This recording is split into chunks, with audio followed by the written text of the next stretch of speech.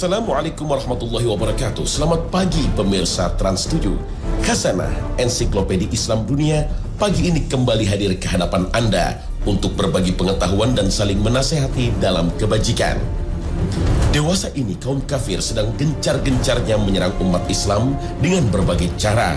Perpecahan umat di tengah raya juga menjadi celah yang mudah untuk melemahkan Islam. Belum lagi propaganda media yang cenderung melihat Islam dari satu sisi negatif. Islam adalah agama penuh dengan hasrat perang. Islam adalah agama teroris. Apapun yang tidak sesuai Islam maka patut diledakkan. Na'udzubillah min dzalik. Satu cara lain yang tidak kalah dahsyat adalah memisahkan antara urusan agama dengan urusan dunia. Secara sistematik, dunia berbondong-bondong menyebarkan faham materialisme dan sekularisme yang menjadi falsafah hidup seluruh penduduk di muka bumi ini. Atas nama profesionalisme, setiap individu diajak untuk meraih materi dunia sebanyak-banyaknya. Tanpa sadar, siapapun dia akan dilupakan pada urusan agama. Waktu bekerja yang tersita untuk urusan dunia menggerus waktu untuk mengingat Allah melalui sholat tepat waktu. Pentingnya nilai kepemilikan kebendaan mendorong sifat individu manusia dan menjauhkan sifat sosial. Satu sisi yang paling terlihat adalah masyarakat perkotaan yang mulai tidak mengenal siapa tetangganya. Belum lagi kita bicara toleransi. Dikala sebagian masyarakat sibuk dengan urusan masing-masing, sebagian lain bergabung dengan kelompok bernuansa Islam garis keras. Alih-alih menjaga nilai-nilai Islam di tengah masyarakat, terkadang kelompok-kelompok ini berpotensi untuk menimbulkan konflik dengan masyarakat lainnya. Bisa jadi ini menjadi titik lemah umat Islam di mana kaum lain memanfaatkannya dan melihat bahwa Islam mudah sekali dipecah belah. Kalau sudah begini, maka masyarakat lemah iman akan mudah sekali berpindah. وَلَن تَرْضَىٰ عَنكَ الْيَهُودُ وَلَا النَّصَارَىٰ حَتَّىٰ تَتَّبِعَ مِلَّتَهُمْ. Tidak sedikit di berbagai belahan dunia ini para pembawa misi yang berhasil memurtadkan umat Islam, baik yang dilakukan di negara kita Indonesia ataupun di negara-negara yang lainnya. Disinyalir tidak kurang dari 2 juta umat Islam Indonesia murtad setiap tahunnya.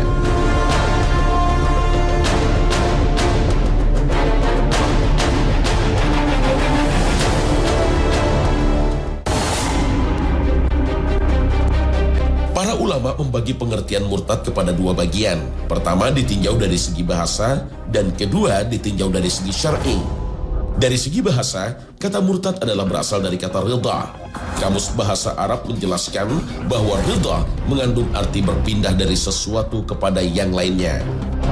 Sedangkan dari segi syar'i, para ulama sepakat bahwa yang dimaksud dengan murtad adalah seorang muslim mukallaf yang keluar dari agama Islam. Para ulama dunia sepakat membagi murtad kepada beberapa bagian. Pertama adalah riddah kauliyah atau murtad perkataan. Definisi ini seperti mencaci atau memakai Allah Subhanahu wa Ta'ala dan para nabi, juga kepada hukum syariat Islam yang lainnya dalam keadaan emosi atau marah. Kedua adalah riddah fi'liyah atau murtad perbuatan.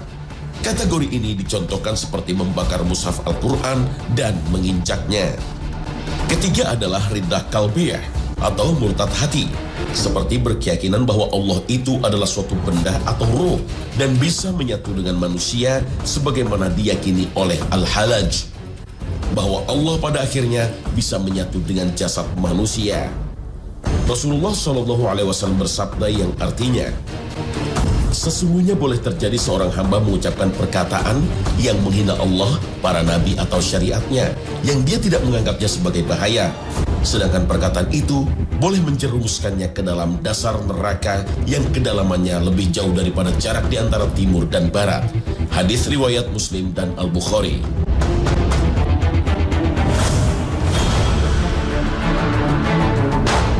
Awal mula adanya orang murtad telah terjadi dan tercatat dalam sejarah sejak zaman Rasulullah SAW. Sejarah mencatat bahwa terjadinya peristiwa itu menimpa kepada Al-Harith bin Su'id ibnu Al-Samit Al-Ansori dalam peristiwa Perang Uhud. Al-Harith yang ketika itu berjuang bersama umat Islam malah membunuh pasukan Islam yang bernama Al-Mujazzir yang dilatar belakangi oleh dendam pribadi kepada Al-Mujazzir. Setelah Al-Harith membunuh Al-Mujazzir, ia melarikan diri ke Mekah, kemudian keluar dari Islam dan menetap di sana bersama orang-orang kafir. Fakta bahwa akan munculnya nabi-nabi palsu jauh-jauh hari sudah dikabarkan oleh Rasulullah SAW. Demikianlah yang tersirat dari berbagai sabda beliau. Rasulullah SAW bersabda dalam sebuah hadits sahih yang artinya, "Aku adalah penutup para nabi, tidak akan ada nabi setelahku."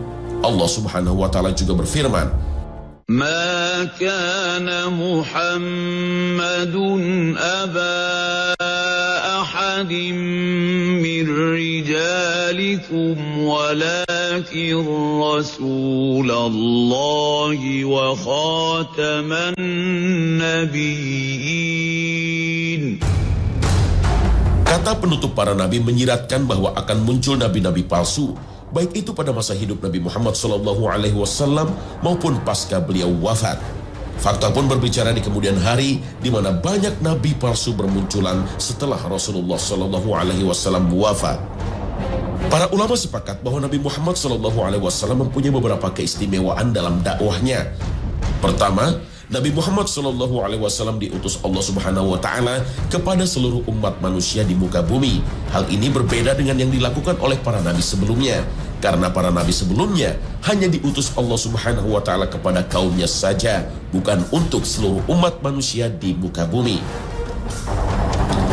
Katakanlah, "Hai manusia, sesungguhnya aku adalah utusan Allah kepadamu semua, yaitu Allah yang mempunyai kerajaan langit dan bumi. Tidak ada ilah yang berhak disembah selain Dia, yang menghidupkan dan yang mematikan. Maka berimanlah kamu kepada Allah dan Rasul-Nya, Nabi yang ummi yang beriman kepada Allah dan kepada kalimat-kalimatnya, kitab-kitabnya, dan ikutilah Dia supaya kamu mendapat petunjuk." Al-Quran, Surah Al-A'raf ayat 158. Rasulullah SAW juga bersabda dalam sebuah hadisnya yang sahih, "Dan semua nabi sebelumku diutus hanya kepada kaumnya, sedangkan aku diutus kepada seluruh manusia." Hadis riwayat Al-Bukhari, Muslim, dan An-Nasa'i dari Jabir bin Abdullah. Kedua, Nabi Muhammad SAW adalah penutup para nabi sebelumnya dan tidak akan ada nabi lagi setelahnya. Muhammad itu sekali-kali bukanlah bapak dari seorang laki-laki di antara kamu, tetapi dia adalah Rasulullah dan penutup nabi-nabi, dan adalah Allah Maha mengetahui segala sesuatu. Al-Quran, Surah Al-Ahzab ayat 40. Rasulullah SAW bersabda yang artinya, "Dahulu Bani Israel dipimpin oleh para nabi. Setiap seorang nabi wafat, dia diganti oleh nabi yang lain. Dan sesungguhnya tidak ada nabi setelah aku, tetapi akan ada para khalifah dan jumlah mereka banyak." Hadis riwayat Bukhari dan Muslim dari Abu Hurairah. Imam Abu Ja'far At-Tahawi rahimahullah berkata, "Sesungguhnya beliau adalah penutup para nabi, pemimpin orang-orang yang bertakwa dan penghulu para rasul. Segala pengakuan nabi setelahnya adalah kesesatan dan hanya mengikuti hawa nafsunya sendiri." Imam Ibnu Abil Izzi Al-Hanafi rahimahullah berkata, ketika terbukti beliau penutup para nabi, maka dapat diketahui bahwa siapapun yang mengaku nabi setelah beliau adalah seorang pendusta belaka. Keempat, wahyu telah terputus. Ketika kenabian telah ditutup dengan turunnya Nabi Muhammad SAW, maka dengan wafatnya beliau, sesuatu yang berkaitan dengan masalah wahyu dengan sendirinya telah terputus dari Allah Subhanahu wa taala. Rasulullah SAW bersabda melalui sebuah hadisnya, "Sesungguhnya kerasulan dan kenabian telah terputus, maka tidak ada rasul dan tidak ada nabi setelah aku." Maka hal itu terasa berat bagi para sahabat. Lalu beliau bersabda, "Kecuali al-mubasyirat, perkara-perkara yang memberikan berita gembira." Para sahabat bertanya, "Wahai Rasulullah, apakah al-mubasyirat itu?" Beliau menjawab, "Mimpi seorang muslim. Hal itu satu bagian dari bagian-bagian kenabian." Hadis riwayat Ahmad, Tirmizi, dan Al-Hakim dari Anas bin Malik. وَإِنَّ الشَّيَاطِينَ لَيُوحُونَ إِلَىٰ أَوْلِيَائِهِمْ لِيُجَادِلُوكُمْ وَإِنْ أَطَعْتُمُوهُمْ إِنَّكُمْ لَمُشْرِكُونَ.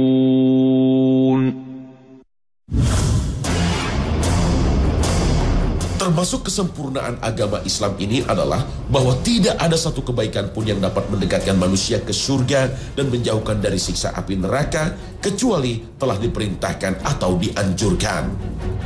Demikian pula tidak ada satu keburukan pun yang dapat menjauhkan manusia dari surga dan mendekatkan kepada siksa api neraka kecuali suatu umat telah dilarang atau diperingatkan. Dan termasuk keburukan adalah munculnya para pembohong yang mengaku dirinya sebagai nabi.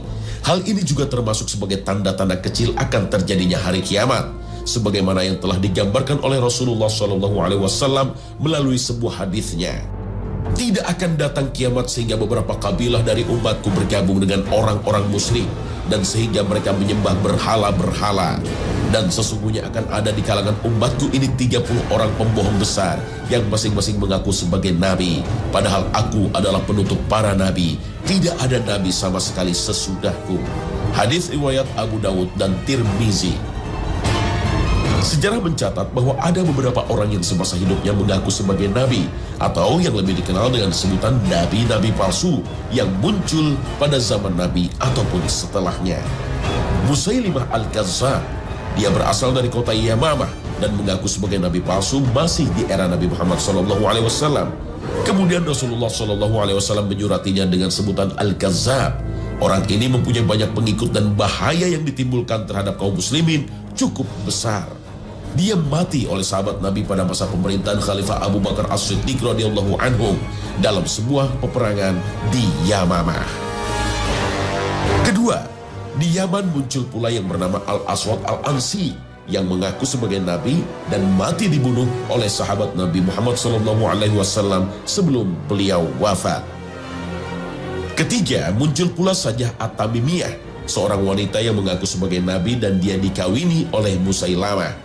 Akan tetapi dalam catatan sejarah, Sajah At-Tamimiyah ini bertaubat kepada Allah dan tidak mengikrarkan dirinya lagi sebagai nabi. Wallahu a'lam. Keempat, muncul nama Tulaihah bin Khuwailid al-Asadi. Dia muncul pada zaman Khalifah Abu Bakar, namun dia bertaubat dan meninggal dalam agama Islam pada zaman Khalifah Umar bin Khattab. Kelima, muncul nama Al-Harith Al-Kazzab yang muncul pada masa pemerintahan Abdul Malik bin Marwan. Dia mati dibunuh pada masa kekhalifahan Bani Abbas.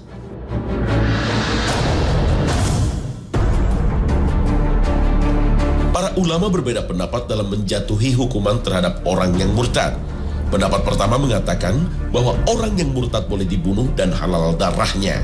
Jika telah dijatuhi hukuman mati, maka tidak dimandikan dan tidak disolatkan, tidak mewarisi dan tidak diwarisi. Adapun yang menjadi landasan dalilnya adalah dari Abdullah bin Mas'ud bahwasanya Rasulullah SAW bersabda, tidak halal darah seorang muslim yang telah bersaksi bahwa tidak ada Tuhan yang berhak disembah kecuali Allah dan aku adalah utusan Allah, kecuali dari 3 orang berikut ini: seseorang yang murtad dari Islam dan meninggalkan jamaah, orang yang telah menikah tapi berzina, dan seseorang yang membunuh orang lain. Hadis riwayat Muslim. Imam As-Sarakhsi Al-Hanafi berkata, seorang muslim apabila ia murtad, maka istrinya harus dipisahkan darinya, baik istrinya telah digauli ataupun belum. Ada juga yang berpendapat supaya mereka diasingkan ke tempat yang lain. Pendapat kedua, orang yang murtad tidak dibunuh, namun biarlah Allah Subhanahu wa Ta'ala yang menghukum orang tersebut. Orang yang murtad namun menyembunyikan kemurtadannya sehingga tidak ada yang tahu kecuali keluarganya dan rekan-rekan terdekatnya saja, maka tidak dijatuhi hukuman mati di dunia. Maka hukuman bagi mereka adalah di sisi Allah Subhanahu wa Ta'ala. Syekh Yusuf Al-Qardawi berpendapat sebagai berikut: Islam tidak menjatuhkan hukuman mati atas orang yang telah murtad yang tidak mengikrarkan murtadnya, dan tidak menyeru orang lain agar murtad sepertinya. Islam membiarkan agar menerima balasannya di akhirat. Jika dia mati dalam kekafiran, maka orang tersebut termasuk kepada orang-orang yang rugi. Surat Al-Baqarah ayat 217 menyebutkan, dan siapa di antara kamu yang murtad dari agamanya Islam lalu dia mati sedang dia tetap kafir, maka orang-orang yang demikian rusak binasalah amal usahanya di dunia dan di akhirat, dan mereka itulah ahli neraka, kekal mereka di dalamnya. Al-Quran Surah Al-Baqarah ayat 217.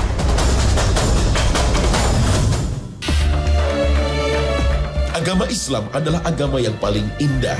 Betapapun manusia di dunia ini melakukan dosa sebesar gunung dan sebanyak buih di lautan, kemudian dia datang kepada Allah untuk meminta ampunannya, maka Allah Subhanahu wa Ta'ala akan mengampuninya. Demikian juga halnya dengan orang-orang yang telah murtad dari agama Islam sekalipun, apabila dia bertobat dan meminta ampunan kepada Allah dengan penuh kesungguhan, maka Allah akan menerima taubatnya, insya Allah. Akan tetapi sebagai pijakan dalam masalah ini, para ulama berbeda pendapat mengenai apakah orang yang telah murtad taubatnya diterima atau tidak. Mayoritas ulama mengatakan harus diberi waktu untuk bertaubat, karena orang yang murtad kadang ada syubhat atau keraguan-raguan. Maka perlu dijelaskan terlebih dahulu untuk diberi waktu taubat. Untuk hukuman di akhirat, pada dasarnya Allah Subhanahu wa Ta'ala menerima setiap hambanya yang bertaubat dengan sungguh-sungguh. Ini sesuai dengan firman Allah Subhanahu wa Ta'ala. قُلْ لِلَّذِينَ كَفَرُوا إِن يَنْتَهُوا يُغْفَرْ لَهُم مَّا قَدْ سَلَفَ وَإِن يَعُودُوا فَقَدْ مَضَتْ سُنَّةُ الْأَوَّلِينَ. Hal ini dikuatkan dengan sebuah hadis Nabi Muhammad SAW yang bersumber dari sahabat Amr bin As, bahwasanya Rasulullah SAW bersabda yang artinya, apakah kamu tidak tahu bahwa Islam telah menghapuskan dosa yang telah terdahulu, dan bahwa hijrah juga menghapuskan dosa yang terdahulu, dan haji juga menghapuskan dosa yang terdahulu. Hadis riwayat Muslim. Ayat dan hadis di atas menunjukkan kepada orang-orang kafir untuk masuk Islam, maka Allah akan menerima taubat mereka dan seluruh dosa-dosanya akan diampuni Allah Subhanahu wa Ta'ala. Mereka juga tidak diwajibkan menggantikan kewajiban yang mereka tinggalkan selama ini, seperti sholat, puasa, dan lain sebagainya. Adapun orang yang murtad jika bertaubat, maka taubatnya akan diterima Allah Subhanahu wa Ta'ala. Namun dia mesti menggantikan ibadah-ibadah yang ia tinggalkan selama ini, berbeda dengan orang-orang yang kafir.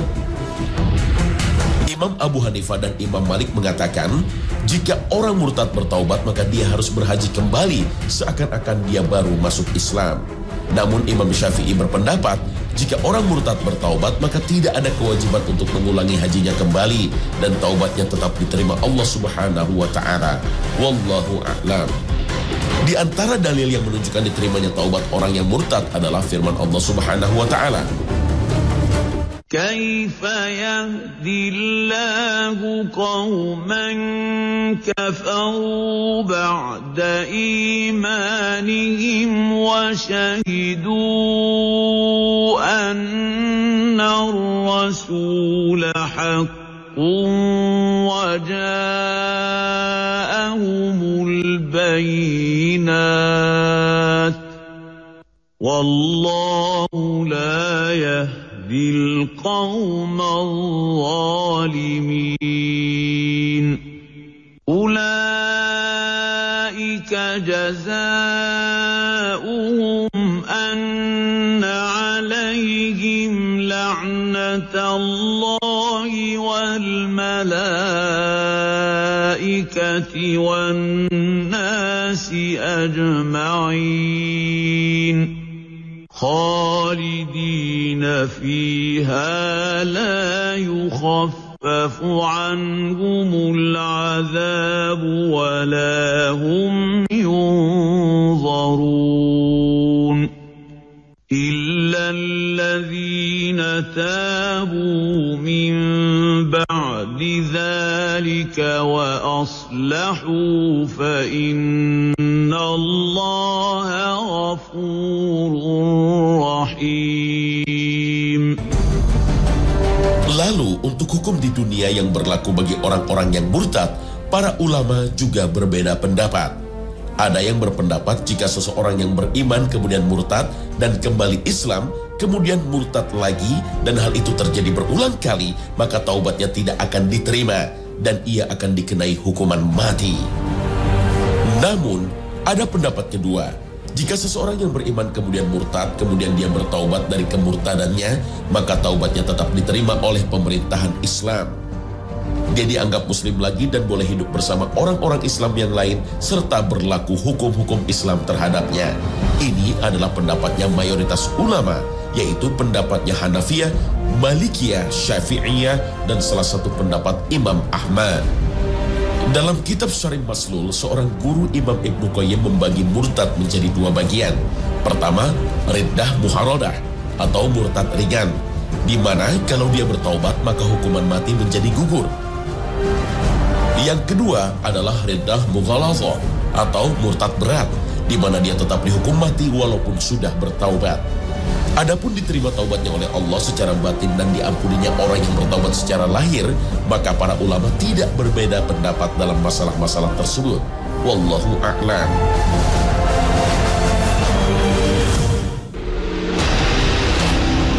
Para musuh Islam dewasa ini sangat gencar dan sistematik dalam rangka menyebarkan faham materialisme dan sekularisme yang menjadi falsafah hidup mereka kepada seluruh penduduk di muka bumi ini, tanpa terkecuali penduduk umat Islam di dalamnya.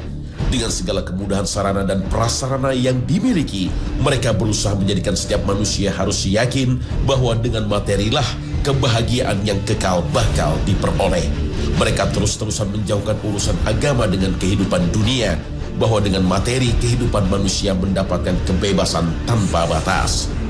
Para musuh Islam juga berusaha menularkan nilai-nilai kekufuran, sehingga tidak sedikit umat Islam di berbagai belahan dunia mulai mengikuti pandangan hidup yang bukan berasal dari Islam. Sedangkan Rasulullah SAW bersabda dalam sebuah hadisnya yang menggambarkan bahwa nanti suatu umat akan meninggalkan ajaran agama Islam sejengkal demi sejengkal demi mengikuti ajaran agama orang-orang kafir. Sungguh, kalian benar-benar akan mengikuti tradisi atau kebiasaan orang-orang sebelum kalian sejengkal demi sejengkal dan sehasta demi sehasta, sehingga sekiranya mereka masuk ke dalam lubang biawak pun kalian pasti akan mengikuti mereka. Kami bertanya, wahai Rasulullah, apakah mereka itu kaum Yahudi dan Nasrani? Beliau menjawab, siapa lagi kalau bukan mereka? Hadis riwayat Muslim. Dr. John Azumah membeberkan cara-cara ampuh untuk memurtadkan orang Islam. Dia mengatakan bahwa sedikitnya ada 4 strategi ampuh untuk memurtadkan orang-orang Islam supaya meninggalkan agamanya. Strategi pertama, tunjukkan minat untuk mengetahui ketakutan, kesenangan, dan ajaran keyakinan akan keislaman suatu umat. Strategi kedua, harus bersikap seperti sinar. Dengan kata lain, lakukan dengan langkah-langkah persuasif. Melalui pendekatan hati ke hati dan tanya apa yang menjadi kebutuhannya. Apakah kebutuhan dalam hidupnya sudah terpenuhi apa belum? Setelah apa yang menjadi kebutuhan mereka terpenuhi, tunjukkanlah bahwa Anda mencintai mereka. Strategi ketiga, lakukanlah pemurtadan dengan cara menyimak berbagai pengalaman pribadi. Cara ini, kata Dr. Azumah, sangat ampuh karena langsung bersentuhan dan melibatkan orang yang punya pengalaman pribadi, terutama bila ia dari kalangan dalam keluarga. Menurut sebuah situs indonesia.faithfreedom.org yang dirilis pada bulan Juli tahun 2012, sedikitnya terdapat angka 2 juta umat muslim Indonesia murtad setiap tahunnya. Bila angka ini benar, maka dalam 1 abad ke depan, umat Islam Indonesia akan habis. Na'udzubillah min zalik.